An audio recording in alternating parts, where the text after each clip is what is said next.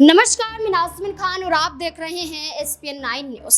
उत्तर प्रदेश में अपना दल कमेरावादी प्रमुख पल्लवी पटेल समाजवादी पार्टी से दूरी बना लेती है।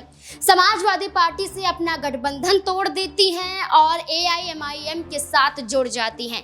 PDA की विचारधारा से अलग हटकर PDM की विचारधारा पर पहुंच जाती हैं।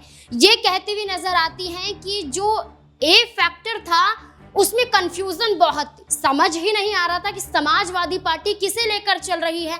जो यहाँ पर पिछड़ा, दलित, अल्पसंख्यक था उसको क्लियर करना बहुत जरूरी था। इसलिए PDM विचारधारा यानी कि पिछड़ा, दलित और अब मुस्लिम को यहाँ पर जोड़ती हुई पल्लवी पटेल नजर आती हैं, असदुद्दीन ओवैसी के साथ जुड़ जाती हैं और ऐसे में यहाँ पर जो गठबंधन है PDM का, इसकी तरफ से 7 सीटों पर प्रत्याशियों का ऐलान होता हुआ नजर आया है।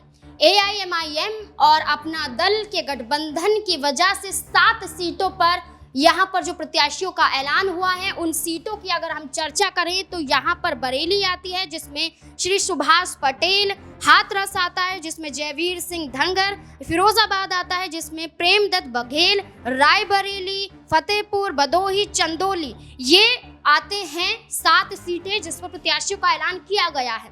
लेकिन चर्चाएं ये तेज होती हुई नजर आ रही हैं कि अभी कुछ और सीटें बाकी हैं, जैसे कि पल्लवी पटेल अपने खाते में जो सीटें करना चाहती हैं वो है कौशाम्बी, मिर्जापुर, फूलपुर, रॉबर्टगंज, गोंडा। ये ऐसी सीटें हैं जो पल्लवी पटेल अपने खाते में करना चाहती हैं और चर्चाएं चल रही हैं कि पल्लवी पटेल अपने पिता की कर्म भूमि पर चुनाव लड़ेंगी, यानी कि फूलपुर से चुनाव लड़ना चाहते हैं, जिस पर पहले चर्चाएं चल रही थी कि उनकी मां कृष्णा पटेल चुनावी मैदान में उतर सकती हैं।